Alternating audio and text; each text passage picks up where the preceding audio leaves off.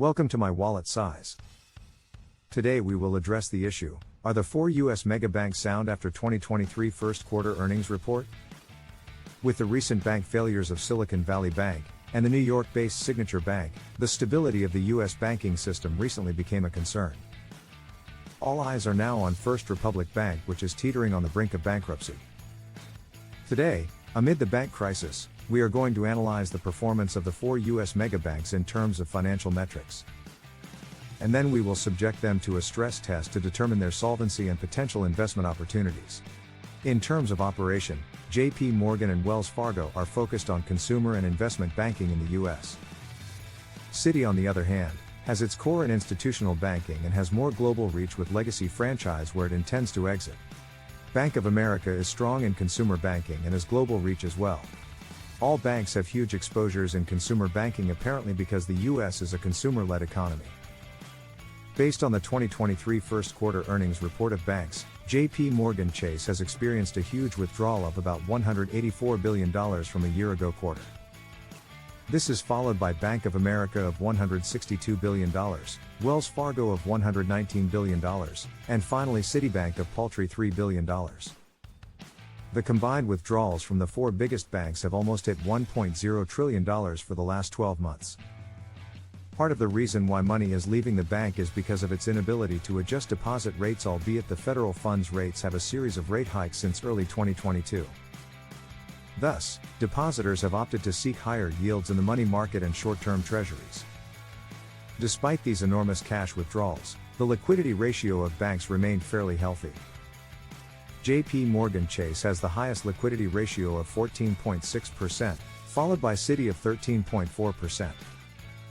Both Bank of America and Wells Fargo fell below the average of 12.1% as both banks have beefed up their consumer loan portfolio.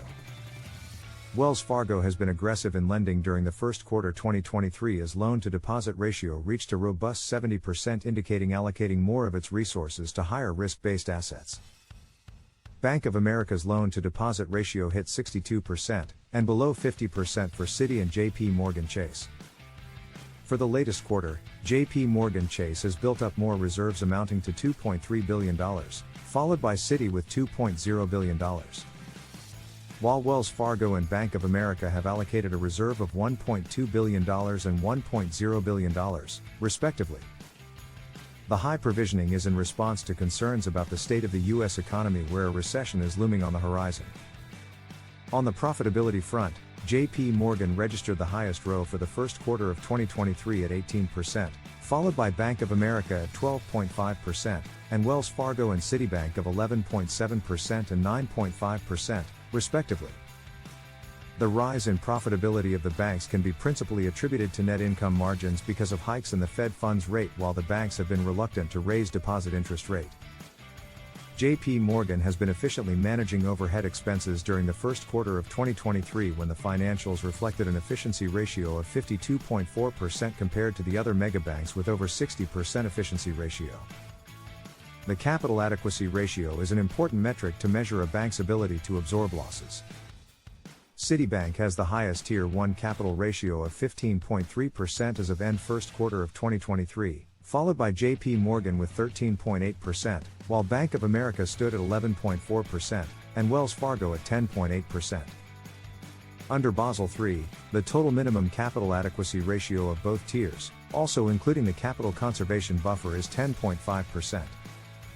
Using Basel III as the benchmark, JPMorgan, Citi, and Bank of America are way above the minimum requirement. Wells Fargo barely met the requirement at 10.8% during the first quarter of 2023. Based on the latest earnings report of JPMorgan Chase, the regulatory requirement for capital adequacy ratio is 12.5%. Using this as a benchmark, only JPMorgan Chase and Citi will be compliant with the requirement. We have further subjected the megabanks to a stress test by assuming that non-performing loans will reach 5.5% of their loan portfolio, based on the highest NPL ratio of banks during the Great Financial Crisis of 2008. The test resulted in only JPMorgan and Citi will meet the capital adequacy ratio both under Basel III and the 12.5% regulatory requirement. Bank of America and Wells Fargo will no longer be compliant with CAR of 10.46% and 8.94%, respectively, in the event the economy plunges into recession. Putting it all together, both JPMorgan Chase and Citibank appear to be safe investment opportunity by virtue of their profitability, liquidity, and particularly capital adequacy ratio. Investors are insulated by their massive capital, which can absorb future huge losses. At this point, let's compare JPMorgan Chase against Citibank using the following valuation indicators. Based on the above statistics, Citibank, stock symbol C, looks more attractive than JPMorgan Chase, stock symbol JPM, because of the following. 1. Citibank stock is cheaper with forward PE of 7.96x versus JPM of 10.85x. 2. The annual dividend yield of Citibank is 4.35% against JPM of 2.96%. 3. Should the price hit its 52-week high, Citibank's potential return is 15% versus JPMorgan of 4.4%. 4. For small investors, Citibank's price of $1.47/share is very affordable versus JPMorgan of $1.38/share. Now let's take a look at the price action of Citibank. 1. Citibank is forming a symmetrical triangle pattern. 2. It is usually formed when there is an indecision in the price movement and there is uncertainty among the buyers and sellers. 3. This chart pattern represents a period of consolidation before the price breaks out or breaks down. 4. The apparent death cross coupled with bearish MACD implies a strong possibility of a bearish price action scenario. 5. In view of the above, the price of Citibank can drop to $32.0/share for a huge potential loss of 32%. On the other hand, the technical of JPMorgan doesn't look encouraging as well. 1. JPMorgan is forming a head and shoulder pattern. 2. Head and shoulder pattern is considered one of the most reliable trend reversal patterns. 3. It is a chart formation that depicts a bullish to bearish trend reversal. 4. MACD also looks bearish, confirming that the stock may soon undergo a correction. 5. Price of JPM may hit the neckline or the support level of $1.01/share. 6. Chase has stock repurchase of $2.0 billion as of end 1Q 2023. Against a backdrop of slowdown in the U.S. economy, the ongoing bank crisis, the imminent rate hikes by the Fed to tame inflation, and the expected relatively poor earnings report from corporates, investment in bank stocks do not look convincing now.